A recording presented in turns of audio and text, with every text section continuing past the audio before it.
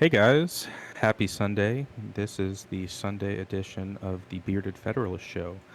It's going to be a shorter show since yesterday we didn't get to all the topics. So today we're going to be talking about Bibi Netanyahu speaking in front of Congress and what all went on during the Paris Olympics thus far. So without further ado, let's get into it. All right. So Bibi Netanyahu spoke in front of Congress on, I believe was it Friday? Thursday or Was Friday? it I Thursday? don't. I think it was Thursday. Yeah, he spoke in front of Congress, and he, you know, did a lot of praising of the U.S., which I think is a good thing. Um, but of course, you have Congresswoman Rashida Tlaib and the rest of the squad that, of course, wanted to make it a political stunt, show up with war criminal signs, and she ended up becoming a meme. I thought it was pretty funny.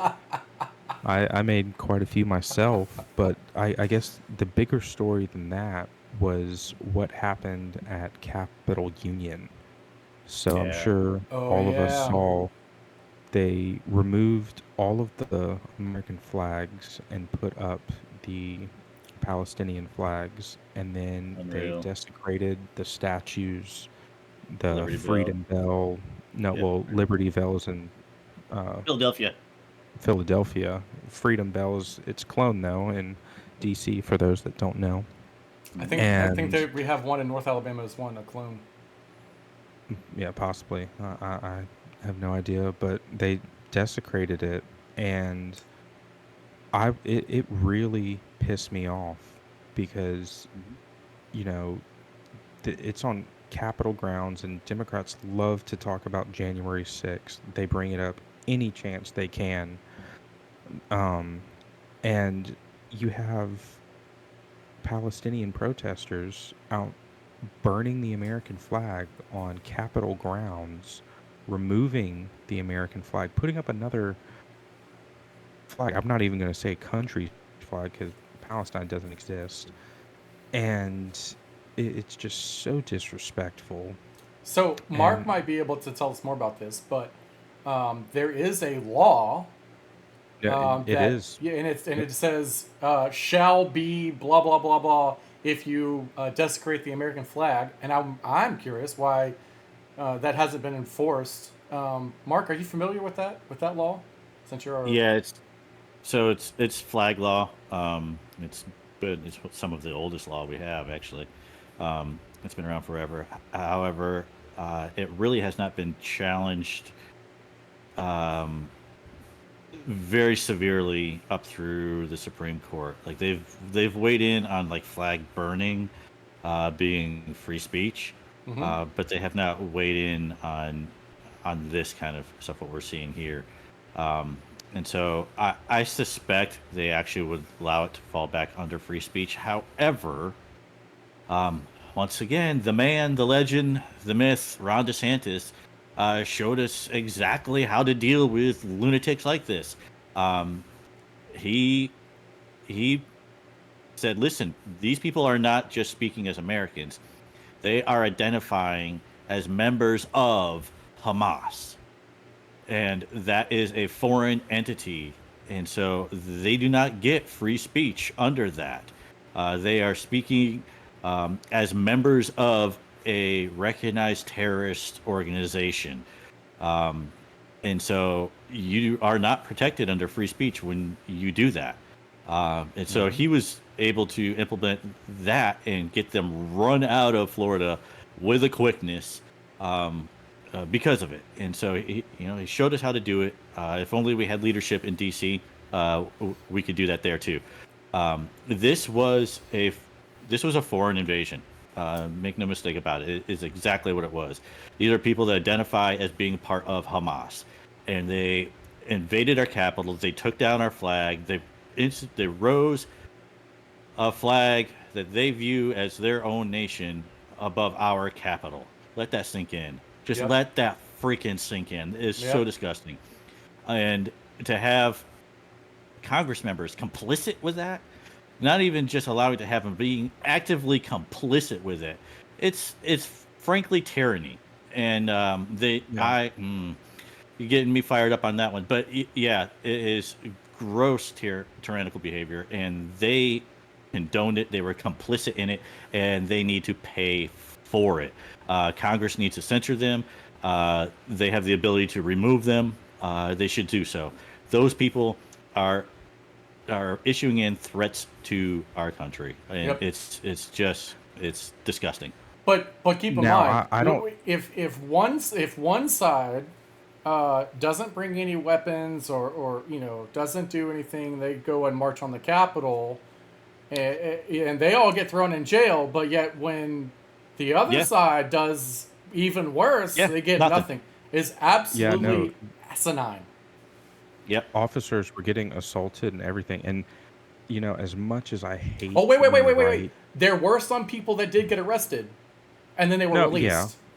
yeah, Immediately exactly. released. But as much as I hate when the right takes advantage of photo ops, it was nice to see that night when some of the Republican congressmen went out and they put the American flags back up, Yep. and they That was a plus. used it as a photo op.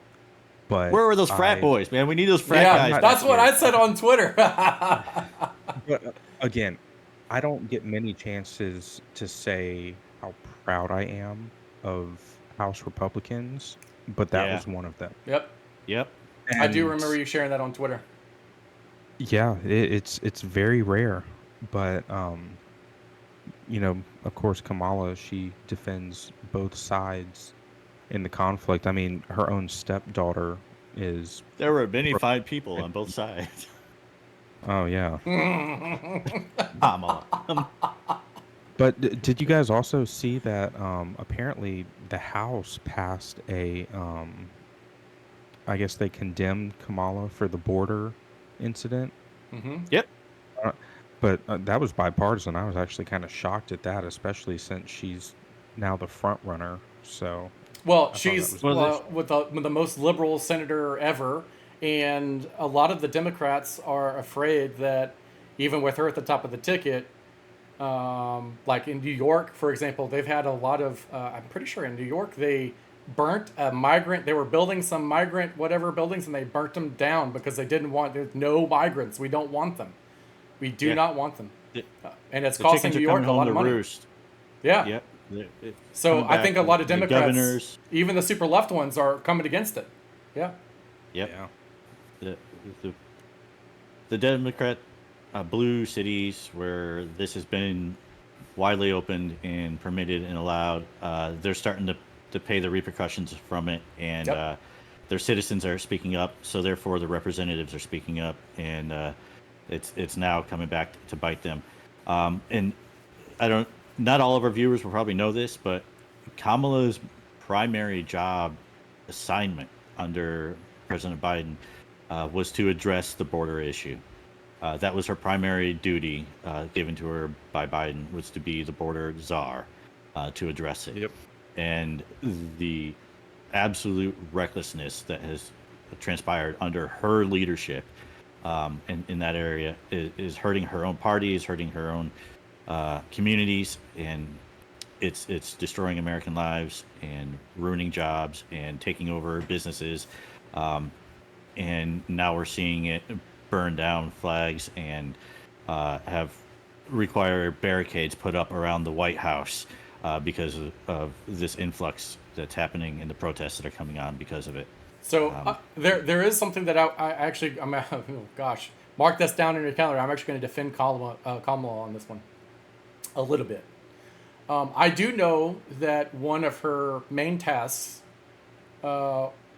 yes, it was she's the border czar, right? But it was to also research and find solutions for why people were coming. So I do know for a fact that she did send some of our Air Force, Army soldiers to some of the South American countries, and they did dig wells and build homes for some of these communities. Why taxpayers are digging wells and building homes for other countries is beyond me. But Mr. Beast does that for so How free. about tell her boss to stop inviting him? yeah, I mean that's well, yeah, just do not come. Remember, she said, "Do not come. Do not Yeah, come." yeah. Yeah, but come. Yeah. Anyway, so back to the BB talking in front of Congress. I'd like to get you guys' perspective and your opinions on Biden snubbing Kamala, or not Biden snubbing BB, and then Kamala and Trump meeting with BB. I find it very funny that the president of the United States won't meet with this guy, but Donald Trump, the former president and probably future president, did meet with this guy. I personally, if I was BB, I would definitely want to meet with both Kamala and Trump, but I'd also want to meet Well, with the current president of the United States as well. you Yeah. have to realize he also is old and he has COVID. So I mean, No, he they didn't. may be using He that did not have as an COVID. excuse. That's a lie. Yeah. Right. But I mean, They're I didn't watch all of his speech. I saw the memes and I saw sound clips. I kind of figured what would be said. Um, but So yeah, so of course, he's going to meet with Americans have Kamala. a He's going to vested meet with interest Trump. in this. Yeah, we have vested interest in this because our taxpayers are going to fund Israel and um, in this whole conflict in Gaza. Like our taxpayer money is going to Gaza too. Um, so Yeah, which I think Americans have is a ironic. have a vested interest in what is going on there, and so it is incumbent on our leaders to meet with these people if they want to help solve this and resolve it. They need to meet with them and hear them out, talk with them, deal with them. Yes, we know this is happening behind closed doors, but as we mentioned in our last episode, foreign policy optics matter, Yeah. and so having your if we want to believe that Kamala or Trump are serious about resolving this issue with taxpayer funding going to Israel and to Gaza, then we need to see them meeting with these leaders. And when the leader makes the effort to come to our country, we need to show up. And I will even take this a little step farther against, not even necessarily against, but yeah, maybe a little bit against. One of my favorite, most esteemed, respected members of Congress, a man I absolutely think is a warrior for this country, is Thomas Massey. He didn't go. Now he's being consistent on how he approaches things. Like Thomas Massey, his whole stick. I hate to use the word stick. His whole brand. Let's put it that way. Is the budget. He's like, we can't afford the things that we're doing, and so we can't afford to take care of that when we have massive immigration going on here. We can't Yeah. afford this, and so he's consistent across the board. So I'll give him credit on that. His not participating in that speech was consistent with what he's done with other leaders coming here and whatnot as well. But as a member of the House and a fiscal hawk and an elected representative, when we have a state leader come to our country, whether you agree with their politics or not, I think you owe it to your people to show up. Yeah. And so I think he should have attended there. I think he could have protested while there, the spending. I mean, instead of holding up a sign saying war criminal, it could have just helped sign with dollar bills on it, right? Just something like that. I don't know, but there were other options for him to take there, and I wish he had shown up, and so I will put that out there. But I get why he didn't. It is consistent. It is with his brand, and what he is doing is important. Oh my goodness, it's super important. And he's one of the only voices doing it, and so it's kind of a no-win situation for him there. I'm just saying I wish he had shown up, just because when we have a state leader and we are looking at spending funds, we need to be there for our people. So while we're still Yeah. on the topic of countries in the Middle East, since we're talking about Israel, there was a report that came out earlier this week about Iran and their development of nuclear weapons. So I don't quite know if it's biblical or not, but do you guys have any thoughts on? So, generally speaking, I am not afraid of a country with 2,000 nuclear warheads. Generally speaking, I am afraid of the guy that only wants one. Because the guy that wants one nuclear warhead has intent to use that one nuclear warhead. So I'm curious about what you guys think about Iran potentially having a nuclear warhead. And this was probably about, this is early last week, I think, when this report came out from CIA, FBI, one of those three-letter useless money pits,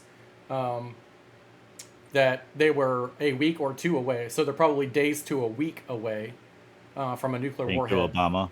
So yeah, thank you, Obama.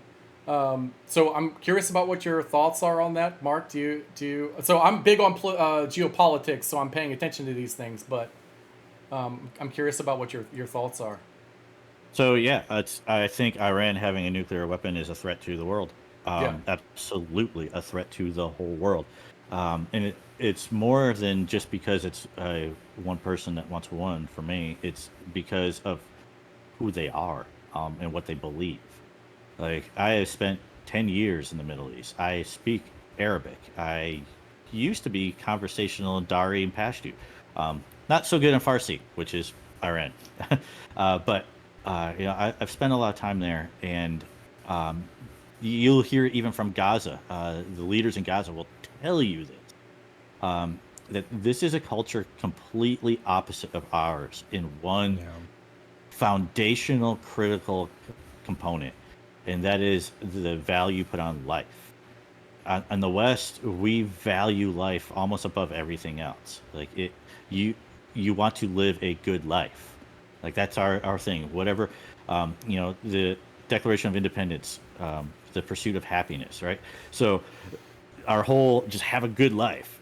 Theirs is completely opposite. They want to die a good death.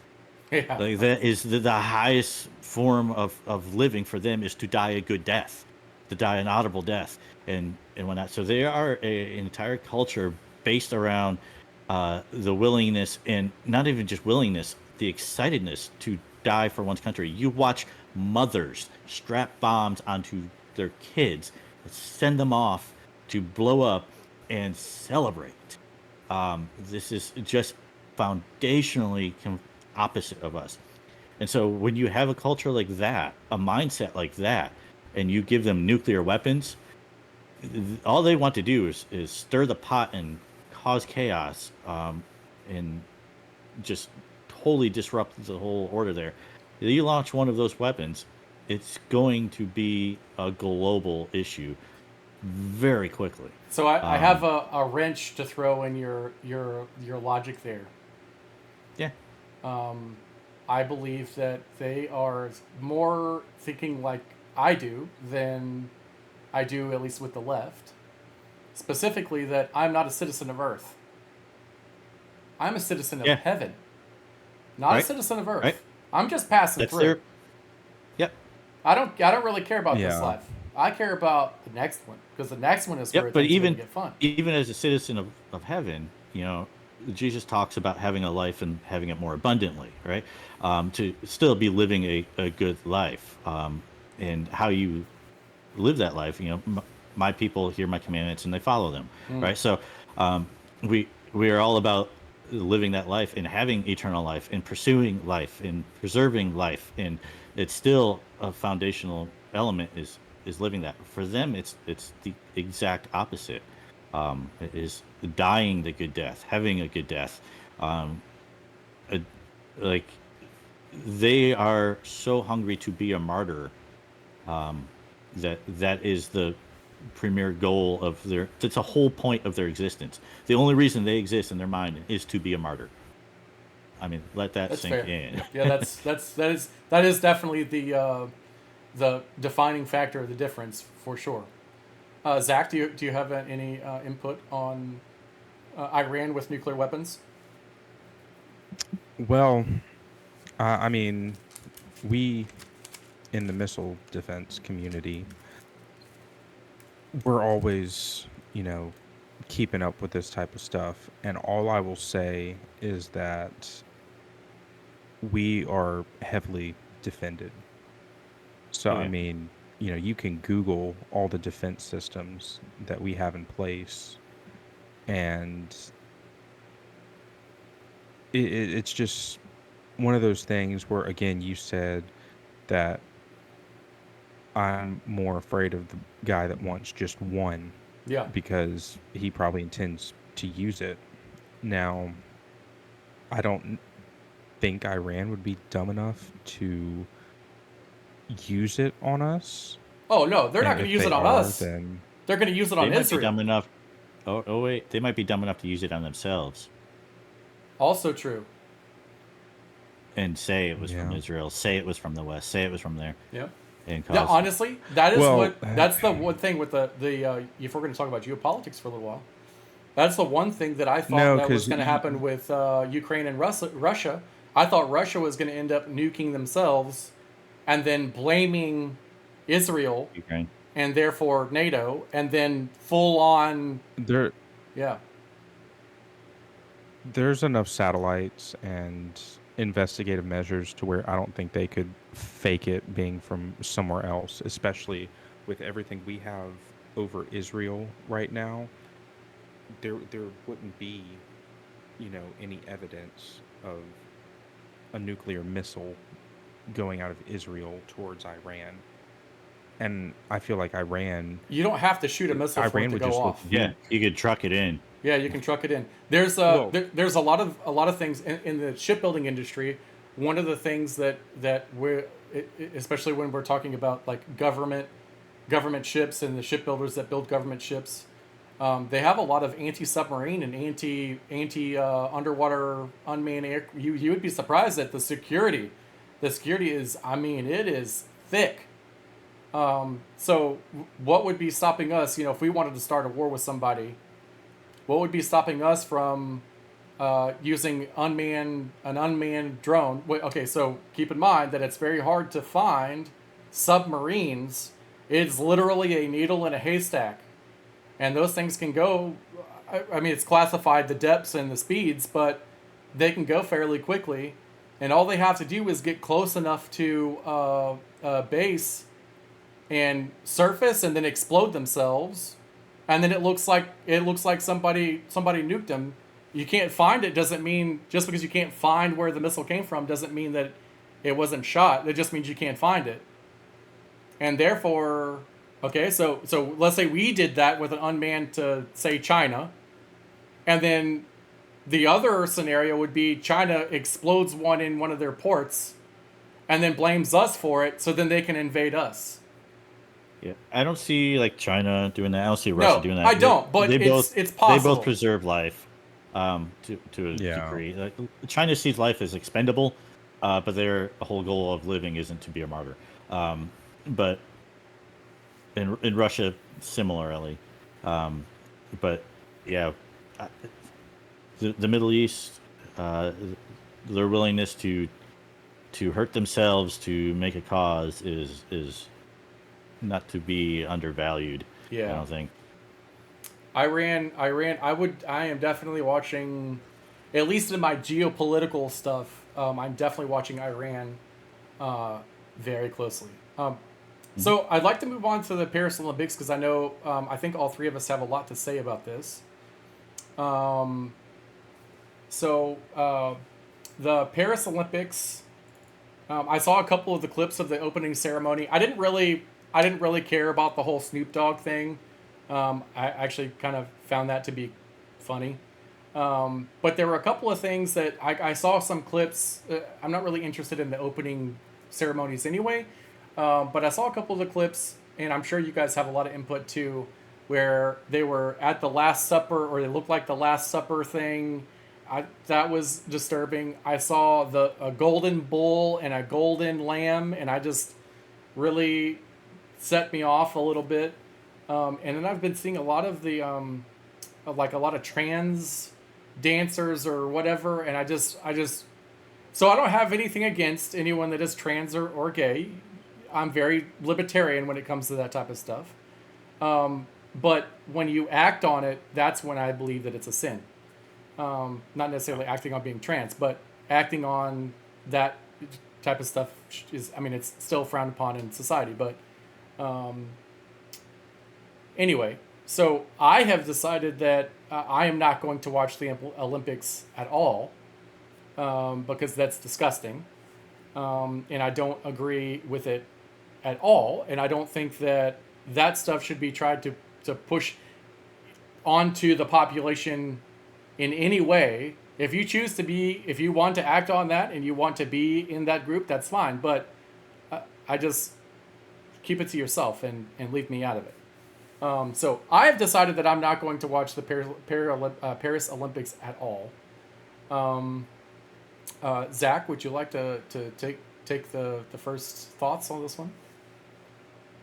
Yeah, so for me, I don't really have too many thoughts on this.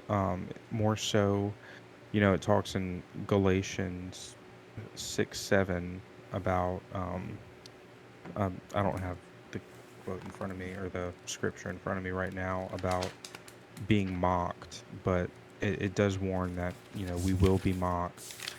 The things that I see online, there's the Christians that are the milquetoast Christians that are, oh, turn the other cheek, and then there's the ones that are mad, and rightfully so. We should not be condoning demonic, blasphemous behavior.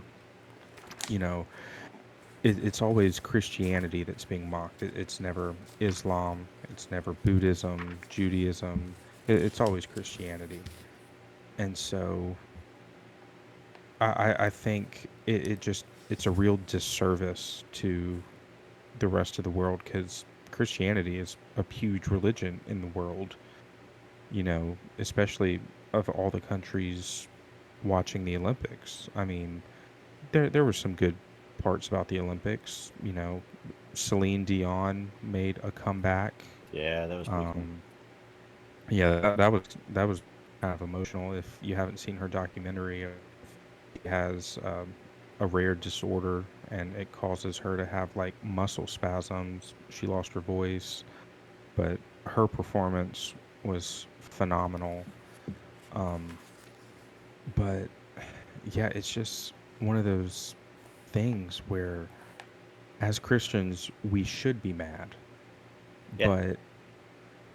but we should also show grace in a way because not everyone is Christian. We understand we're going to be mocked by non-believers, but it's our fellow believers that aren't making this more important that we should take issue with, because we should be holding them accountable and saying, hey, Jesus died on the cross for you. You should at least defend his name. Kind of like don't deny the Lord. I view it as that. You can turn the other cheek all you want, but nowhere in the Bible does it say God is tolerant. God is patient, which is a form of tolerance, but nowhere in the Bible is he tolerant. Yeah, So he's just. Do you know yes. what verse that was about mocking? Do you have it right off the top of your head? Yeah, I believe it's Galatians 6:7. Galatians 6:7. Don't be misled. So I'm gonna take a little. You cannot mock the justice of God. You will always harvest what you plant. Those who live only to satisfy their own sinful nature will harvest decay and death from that sinful nature. But those who will live to please the Spirit will harvest everlasting life from the Spirit. And that's Galatians 6, 7, and 8. Chapter 6. Harvest decay, cultural rot. Yeah. So I'm gonna take a slightly different approach with this to come to the same conclusion, because I'm the nerd. Yeah. So let me preface this with this: my dad was a Baptist pastor. I have 10 years of being a youth pastor. I went to Bible college where the only degree was a major in the Bible. And so I can absolutely take this same approach and angle that a lot of believers are taking. And I totally agree with that. But I'm going to bring a little bit of Burkean conservatism application to this whole thing. What we saw there was an attack on Judeo-Christian values, the institutions. So Burke was a huge dude in supporting the institutions that have been long-standing, that are hard to topple, that have been beneficial to mankind. Even if he doesn't like the institution, he might still find it beneficial. For example, he does not believe in the concept of he's not supportive of the concept of the social compact. But he says in his own writings, he's like, I have benefited greatly from those that do. And so who am I to come in and upset the apple cart that I've benefited from? I've inherited so well from that. And so we see the same kind of thing. We can apply that same mindset to what we see here. The Judeo-Christian value system has been the most beneficial system to mankind for individual liberty, being able to be yourself and express yourself, to be free. Like the entire American exceptionalism concept is based off from the Roman Greco and Judeo-Christian institutions, like those things, and those religions and faith-based systems. The moralities that come from there is what has benefited our entire culture. The entire West is based off from that, and so that's what we have all inherited as a true beneficial nature to that. And what we see here are attacks on those institutions directly, specifically to tear them down. This is Marxist populism on display. Garbage. The whole concept of Marxism, to be frank, is a revolutionary concept. What I mean by that is Marx wanted to have a revolution. He wanted to have an overthrow of the systems that are in play to be able to usher in something else, right? And so everything that Marxist is about disrupting the institutions that are at play, and so you can overthrow that. And what we saw in the Paris Olympics is what we're seeing across the United States from the left, and even what we're seeing in the GOP with populism. Yep. Is the attack on our institutions that we have benefited so greatly from, so that they can tear down these institutions and replace it with something else. And so I see this as an attack on Western culture. I see it as an attack on the things that have benefited all of mankind. The existence of Western culture has risen the living standards for all of humanity. It has benefited everyone. And so what we're seeing there, this kind of attack on a cultural level, is an attack on those institutions, and is detrimental to life and liberty across the globe as a result of it. So yeah, I was very disgusted by that. There were some things I thought were awesome at the Olympics opening ceremony as well. One,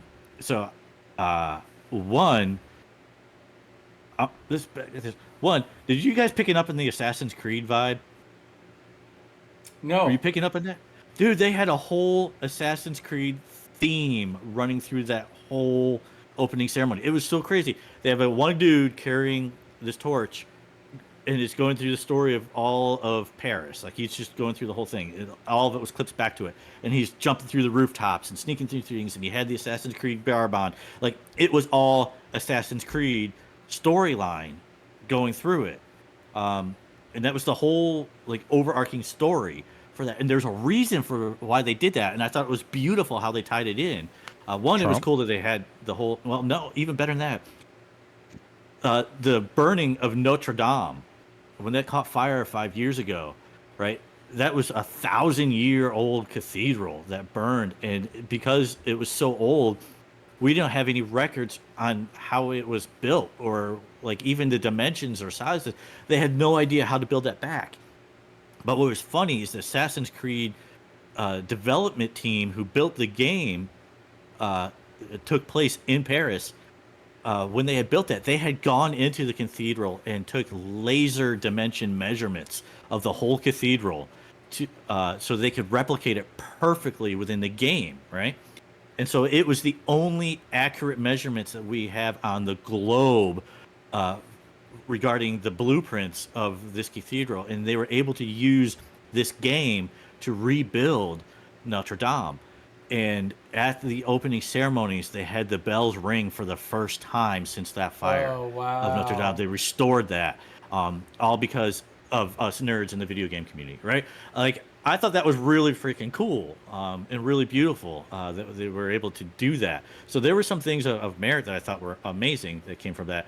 At the same time, there was just absolute flagrant attacks on our Yeah. Western institutions that yeah, so it was give and take there. I'm not probably going to watch the Olympics, but only because there's nothing there I'm really interested in. There's no Oh, storylines I'm a that are big drawing fan. me. Like, none of the people there have interesting 2v2 stories to sand me. women's 2v2 sand volleyball is my favorite. It's my favorite. I have watched. I'm not even kidding. I have watched Yep. 2v2 women's 2v2 sand volleyball. That's like the only thing that I watched in Summer Olympics, and I've watched it since I was a kid. I watched it with my Well, we dad. dominated it It for was- yeah, decades. yeah. Well, the two. Well, I think they're retired now, but actually, I Yeah. think I want to say like in the 2008 Olympics, she was pregnant and didn't know it yet. Yeah. Yeah, Yep. yeah. There's But, huge I- fans, by the way. I but watched gymnastics and swimming, and then I Gymnastics typically is good, really too. like Yeah. the usually the Winter Olympics are more I might watch Simone Biles. Like, she's a good person. Yeah. she is. Like, she's a good person. Like, anyone that interacts with her has had engagements with her, has had to deal with her teammates. I mean, anyone and everyone who's come across her has had nothing but praise for her. Did And you it's so guys- rare. Did you see the video on Twitter of her when I think she was doing like warm ups or something, and she jumps on top of the beam? Holy crap! The tone in her thigh was like okay. So She's still back, the top of the. back in Yeah. college, I went to the gym religiously. I was built. I got real thin and healthy. And one of the things that I always wanted was I wanted that like W shape above the knee. You know what I'm talking about? And I finally started to get it, and I was like, "Yeah, let's go." I was doing squats and everything, trying to get that cut in, and then just to see her super lean, and she's got like, oh my gosh, she could probably like roundhouse kick you in the face like Chuck Norris. She's still the top athlete in that sport. Like, Yeah. bar Yeah. none. And she's been the top for so long. That's unreal. Like, it's amazing what she's accomplished. So, I might watch her. I don't think much of the other sports I'm going to be all that interested in. I used to be a huge fan of track and field. Like, Carl Lewis was my hero growing up. That's how old I am. But like, yeah, I used to love track and field stories and stuff like that. Not so much right now. Yeah, there's not much there. I was hoping maybe Caitlin Clark would be on the team for the women's basketball, but Yeah. they noped out of that. Yeah. How crazy is that? I'm really kind of upset that they didn't, because she will definitely get there in 4 years when it comes back around. But I was kind of upset that they cut her out, but they took like a 45-year-old or something like that. Right. So the last little mini topic that we have under the Olympics about Israel needing the Israel players needing extra security due to all the anti-Semitism over there. So I know there were like riots for multiple reasons. So one of the things that's going on in Paris, or just before the game started, if you guys didn't know this, but the government moved all the homeless out of the city and put them on the edge of the city. So they rioted, obviously, and then there was there's been a lot of crime, and not just like the Israeli competitors, but some of the I've seen videos on biking, boxing, swimming. They've just had lots of thefts. It's been bad. The crime has been bad since they started these at least the trials or whatever. So I'm curious as what you guys think about specifically the Israeli competitors needing extra security, and I would also like your input on the Palestinian people having even though they don't actually have a country, they have a flag and they have competitors at the Olympics. Zach, They you were want to given take a whole this one? delegation. Yep. Yeah, I was really, I mean, it just makes sense with everything going on when you Yeah. take a look. It's the Olympics. Every single country on earth, participates in that, and there's 22 Islamic countries in the world, and a lot of them do not like Israel right now. And so it definitely makes sense. Do I think those athletes would try anything? No, but it's always, good to make sure and, So you I know, wouldn't be have too measures in worried place. about the actual athletes, because the athletes are going to be so zoned in on trying to win their Oh, yeah. sport or Yeah. whatever. But the It's citizens, so 72 Fans. Olympics. so Europe has had a huge migration of people coming in from the Middle East. Those are the people that I would be concerned with, not just because they're bad or anything, but because there are a significant amount more of them. So more like it's a higher chance that they would be aggressive. Let's say, It's the 72 Yeah. Olympics all over again. yeah. So In Munich. so also thinking about World War II, when they had the Germans there were a lot of people that didn't like what the Germans were doing. Did they need extra security for their competitors, or what? I just didn't. It just did not, like, I just, people in the world right now. I think I posted on Twitter yesterday, or maybe it was Thursday or Friday. I don't know. That the world just needs Jesus. They just need Jesus, Yeah. and it's getting bad. It is getting the so hatred bad. of the hatred of Israel is at such a high right now globally. It's just disgustingly high. Yeah. We're looking at the 72 Munich Olympics scenario again, where terrorists broke into the hotel where the Olympians were staying, kidnapped them, took them to, tried to get them out of the country, but ended up killing them on the tarmac as they were trying to exit. Like, the attack was there. And this particular one is a very real situation. And what's gross about it is Russia was banned from this Olympics because of the war in Ukraine, but we're not banning Palestine. That is a huge, like, WTF moment here. Yeah. That we're not applying things equally, and It's it is Belarus. evident as why. I didn't. I haven't. Belarus. I mean, they're basically allied. They're basically Russia. I don't know do they have competitors? Uh, I have no idea. Nope. I don't think they did. I think they specifically mentioned on the float parade there that those two countries, they allowed some of the athletes from those countries to come in on a non-federated thing. Oh, okay. So they get to be a part of this non-federated group of athletes. Yeah. So it's kind of a workaround. But still, the slap on the wrist was issued for everyone but Palestine. So I do agree with if that's what they did, that they did actually allow them to come compete, but they didn't get to compete under their naturalized flag, or however you want to put it. Do the same with Palestine. I actually agree with that, but I also think that the same thing, because I mean, the Gazan people are Palestinians. I think that they should do the same thing. An unfederated flag, that would be, yeah. Yep. Yeah, I agree with that. So we got about 30 seconds left. We mentioned last episode yesterday about merch. So just in case you guys are watching today and you guys didn't watch yesterday's, we've got t-shirts coming. This is Mark's. It's got that on the front, and then we have our big logo on the back. Again, these are prototypes, and we're hoping to have a store up in the next week or two.